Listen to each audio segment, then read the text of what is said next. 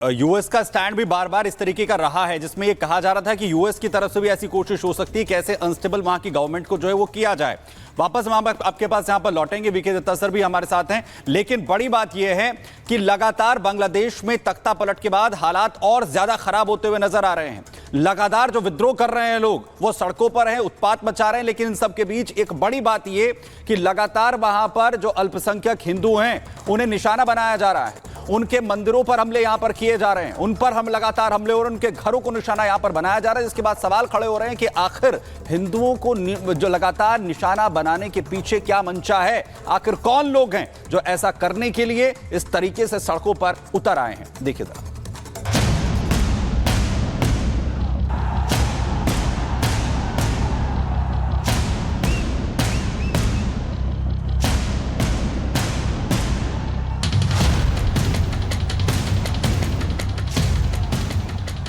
ये उस बांग्लादेश की तस्वीर है जहां बिना तोप मिसाइल और जंग के महज 45 मिनट में तख्ता पलट कर दिया गया।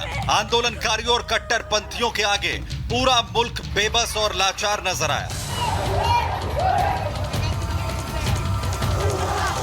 हिंदुओं को निशाना बनाना शुरू कर दिया गया। चुन चुन कर न सिर्फ हिंदू बल्कि हिंदू मंदिरों पर भी हमला कर आस्था पर चोट पहुंचाने की कोशिश की गई। बांग्लादेश में जारी भारी विरोध प्रदर्शन की आड़ में बड़ी साजिश को अंजाम दिया जा रहा है।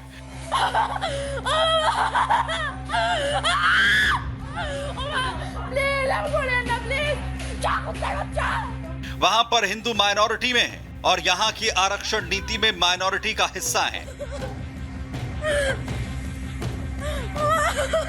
यही वजह है कि इस्लामिक कट्टरपंथी अब हिंदू परिवारों को निशाना बनाने में लगे हैं। हालात इतने बिगड़ गए हैं कि प्रदर्शनकारी ढाका में हिंदुओं के घरों में घुसने लगे हैं। हिंदुओं के घरों में आगजनी की जा रही है। हिंदू परिवार गुहार लगा रहा है, चीख रहा है, चिल्ला रहा है, रहम की भीख मांग रहा है।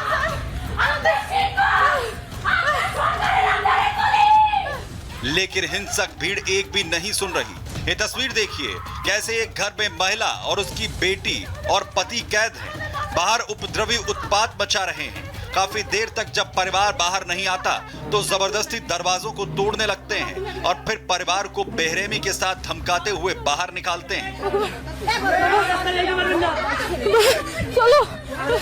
चलो चलो चलो चलो भगवान। बांग्लादेश में हिंदुओं की स्थिति कितनी भयावह है वो आप इन तस्वीरों से समझ सकते हैं। कट्टरपंथी चुन चुन कर हिंदू घरों को निशाना बना रहे हैं। इस वीडियो में भीड़ हर घर की तलाशी लेती है और फिर एक हिंदू लड़की के घर में घुसकर हमला करते हैं। अब जरा इस तस्वीर को देखिए। इस्लामिक कट्टरपंथी सिर्फ हिंदुओं पर अत्याचार ही नहीं कर रहे, उनके घरों को भी आग के हवाले कर दे रहे हैं। जो जान बचाकर भागे वो खुशनसीब, जो भीड़ का शिकार बने वो आग में झुलसते दिखे। ये तस्वीर बांग्लादेश के नोआखली की है, जहां उपद्रवियों ने एक हिंदू परिवार के घर को निशाना बनाया। अपनी जान बचाने के लिए इस परिवार के लोगों ने खुद को घर में कैद कर लिया। लेकिन कट्टरपंथी सोच वाले हैवानों ने पहले घर की खिड़की को तोड़ा और फिर बाहर से पेट्रोल छिड़कना शुरू कर दिया। देखते ही देखते दंगाइयों ने इस घर में आग लगा दी। हिंदू होने की वजह से इस पूरे परिवार को आग के हवाले कर दिया। जानकारी के मुताबिक इस आगजनी में परिवार के 2 लोगों की जान चली गई।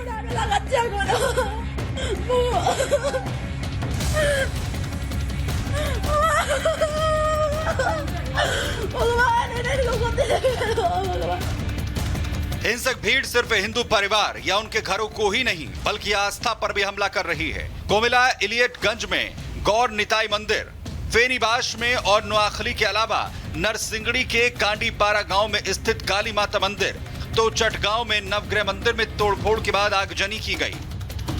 मंदिर को निशाना बनाए जाने से हिंदू दुखी हैं, जिससे तंग आकर हिंदू छात्र चकरिया इलाके में नागेश्वरी मंदिर की सुरक्षा करते नजर आए। रात भर पहरेदारी की। कुछ ऐसी ही तस्वीरें कुबेला से भी आई, जहां पर हिंदुओं के साथ साथ मौलवी मंदिर की सुरक्षा में खड़े दिखे। तस्वीरों से साफ है कि बांग्लादेश को किस कदर कट्टरपंथियों ने अपने हाथों में ले लिया और अब बांग्लादेश भी पाकिस्तान की राह पर चलते हुए हिंदुओं को टारगेट कर रहा है, जिसके बाद माना जा रहा है कि हिंदू परिवार ने पलायन शुरू कर दिया है और वो भारत की तरफ आस लगाकर बैठे हैं। Bureau report, Republic Bharat. तो आपने देखा कि बांग्लादेश में हिंदुओं का क्या हाल हो रहा है, लेकिन क्योंकि अब अंतरिम सरकार बनने वाली है और इसको लेकर चेहरों पर चर्चा हो रही है, तो कौन से वो प्रमुख चेहरे हैं जो प्रधानमंत्री बनने की रेस में अंतरिम सरकार में आगे हैं, वो जानकारी जरा आपके सामने हम विस्तार से रखते हैं। आपको बताते हैं कि कौन कौन से वो चेहरे। देखिए, सबसे पहले मोहम्मद यूनुस का नाम आ रहा है, जो कि नोबेल पुरस्कार से सम्मानित हैं। अच्छी उनकी पहचान है बांग्लादेश में, कहीं ना कहीं प्रचलित हैं, वो वैसी शख्सियत हैं। तारिक रहमान खालिद जिया के बेटे हैं। तारिक रहमान और खालिद जिया को अभी हाल ही में उनके ऊपर भ्रष्टाचार के आरोप लगे थे, लेकिन उन्हें जेल से रिहा कर दिया गया है सेना प्रमुख के कहने पर, तो इनका नाम भी चल रहा है। सारा हुसैन सीनियर वकील हैं, इनका नाम चल रहा है। इसके अलावा जहांगीर आलम चौधरी सेना के पूर्व ऑफिसर हैं, इन्हें भी प्रधानमंत्री पद की जिम्मेदारी दी जा सकती है, क्योंकि अभी हालात बहुत तनावपूर्ण है। इसके अलावा सलाउद्दीन अहमद सेंट्रल बैंक के पूर्व गवर्नर रह चुके हैं, क्योंकि आर्थिक स्थिति बांग्लादेश की बहुत अच्छी नहीं है, तो इस लिहाज से इनका नाम भी इस वक्त चल रहा है। ये वो 5 नाम हैं जिनको लेकर प्रधानमंत्री पद पर कौन बैठेगा, इसकी चर्चा बांग्लादेश में चल रही है, लेकिन अभी हालात स्थिर नहीं है। और सबसे बड़ी चुनौती यही है कि जो प्रदर्शन चल रहे हैं, आज भी जेलों से कैदियों को, आतंकियों को रिहा करवा दिया गया है प्रदर्शनकारियों की तरफ से। तो अभी बांग्लादेश में जो हिंदू हैं, ये कहें कि जो लोग हैं, उनकी आक्रामकता कम नहीं हुई है, बांग्लादेश के हिंदुओं को भी निशाना बनाया जा रहा है। ये वो 5 चेहरे हमने आपके सामने रखे हैं जो कि प्रधानमंत्री बन सकते हैं। लेकिन इसी से जुड़ी एक और बड़ी खबर बता रही है आपको शिखा। तो अंतरिम प्रधानमंत्री की रेस में कौन कौन था, ये आपको बता रहे थे। अब एक और बड़ी खबर आपको बता दें, वीआईपी मर्सिडीज गाड़ियां जो हिंटन एयरबेस पर पहुंची हैं, ये बड़ी खबर आपको बता रहे हैं। 2 वीआईपी मर्सिडीज गाड़ियां हैं जिन्होंने हिंटन एयरपोर्ट के अंदर गई हैं। दोनों वीआईपी गाड़ियां हैं और इन कारों पर अशोक का लॉट लगा हुआ है, अशोक लॉट का चिन्ह लगा हुआ है। ये देखिए, वो 2 गाड़ियां आपको दिखा रहे हैं, तो 2 मर्सिडीज कार जो हिंडन एयरपोर्ट के अंदर गई हैं और दोनों वीआईपी गाड़ियां हैं। सर्वदलीय इधर बैठक हो रही है और ये कहा जा रहा है कि शेख हसीना जो है यहाँ पर है और किस तरीके से उनकी आगे की मूवमेंट हो रहने वाली है, इस पर भी लगातार चर्चा हो रही है। और इसी बीच ये तस्वीरें सामने आ रही हैं और हमारे साथ गेस्ट जुड़े हुए हैं, उनके पास जाना चाहेंगे। Colonel Shailendra VK Datta sir, VK Datta sir आपके पास आना चाहेंगे। तस्वीरें आपको दिख रही हैं और लगातार ये हर कोई जानना चाहता है कि शेख हसीना जो है वो उनका आगे का मूवमेंट क्या होने वाला है। इन तस्वीरों को आपने भी देखा, क्या कहेंगे रिएक्शन? देखिए, ऐसा कि आपने जो पहले चर्चा करी थी कि जो C-130 हरकुलिस है बांग्लादेश आर्मी का, वो वहाँ से टेक ऑफ हो गया है, क्योंकि वो बांग्लादेश आर्मी का था। उन्होंने शेख हसीना को सेफ एग्जिट दिया और यहाँ पे वो दिल्ली हिंडन एयरपोर्ट में लैंड होगी।